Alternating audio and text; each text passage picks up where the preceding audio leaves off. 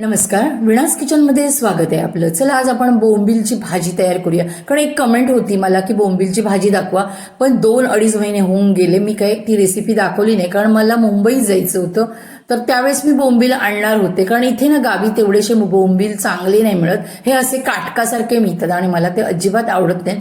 पण आता माझं जाणं काय होतच नव्हतं, तर म्हटलं ही रेसिपी आपण पूर्ण करूया. शेवटी इथेच मी गावात हे बोंबील घेतले. हे असे काटकासारखे बारीक काटकं असतात तसे बोंबील मिळतात हो. त्याच्यामुळे असं म्हणजे इच्छाच होत नाही, कारण मुंबईत इतके चांगले मस्तपैकी हात्यासारखे बोंबील मिळतात. तर पप्पा माझे मुंबईत होते तेव्हा आम्हाला सगळं मुंबईतलं खाणं मिळायचं. मासे असो, हे बोंबील असो, स्वीट असो. पण आता पप्पाच नाही आहेत, तर काय करणार, माझं जाणं पण जास्त होत नाही. मुंबईत आमची माणसं खूप आहेत, पण लोकांना त्रास देणं आपल्याला बरं वाटत नाही ना, म्हणून मग मी म्हटलं आता इथेच बोंबील घेऊया आणि ती रेसिपी पूर्ण करूया.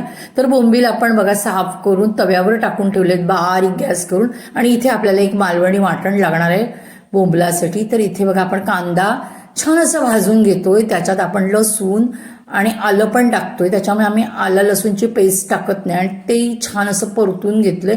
त्यानंतर बघा इथे आपण खोबरं टाकतोय आणि असं खमंग मालवणी वाटण आपण पहिलं तयार करून घेऊया. बघा इथे तर आपलं असं मस्तपैकी खरपूस हे वाटण भाजलेलं आहे. त्याच्यामुळे तेल सुटेपर्यंत आपलं वाटण सुद्धा असं परतलं जात नाही फोडणीमध्ये, कारण आपण आधीच वाटण छान भाजतो. आता मी नुसते हे बोंबील ना बारीक गॅस ठेवून गरम करून घेतलेत आणि पाण्यात टाकल्यानंतर 2-3 पाणी धुवायचे, म्हणजे ह्याचे पंख वगैरे जे चिटकलेले असतात ना ते स्वच्छ निघून जातात आणि उग्र वास पण त्याचा निघून जातो. आता फोडणीमध्ये बघा मी इथे कांदा टाकलाय. कांदा चांगला परतून झाल्यानंतर आपण ह्याच्यात टोमॅटो टाकूया. तुम्ही जर माझ्या चॅनेलवर नवीन असाल तर माझ्या चॅनेलला लाईक, शेअर आणि सबस्क्राईब करायला विसरू नका. तर कांदा परतून झाल्यानंतर बघा इथे आपण टोमॅटो टाकलाय, तोही छान परतून घेतल्यानंतर आपण थोडंसं मीठ टाकलंय, कारण टोमॅटो नरम होतो त्याच्यामुळे लवकरच. त्याच्यानंतर आपण हळद आणि मालवणी मसाला टाकतोय. तर आज मी प्लेन फक्त बोंबलाची भाजी करते, कारण ह्याच्यात आपण बटाटा वगैरे पण टाकू शकतो.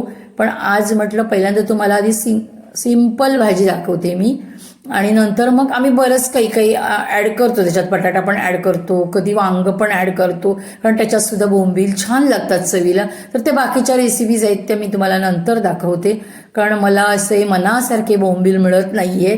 त्याच्यामुळे बाकीच्या रेसिपी आपण नंतर करूया. आत्ता आपण साधी सिंपल कांद्या टोमॅटोवर परतून अशी बोंबलाची भाजी तयार करूया. तर इथे मी बघा कोकम पण भरपूर घातले.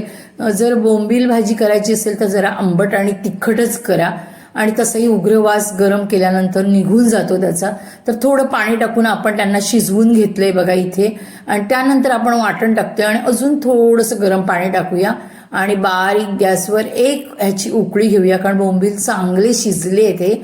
आणि ह्याच्याबरोबर तुम्ही 2 भाकऱ्या जास्तच खाणार आहात, इतकी चवीला अप्रतिम बनते. मी दाखवलेल्या पद्धतीने जर तुम्ही बनवलात तर इथे बघा मी थोडं गरम पाणी घालते आणि एक वाफ देते त्याला, म्हणजे मग छान असं ते वाटण आपलं शिजून येईल.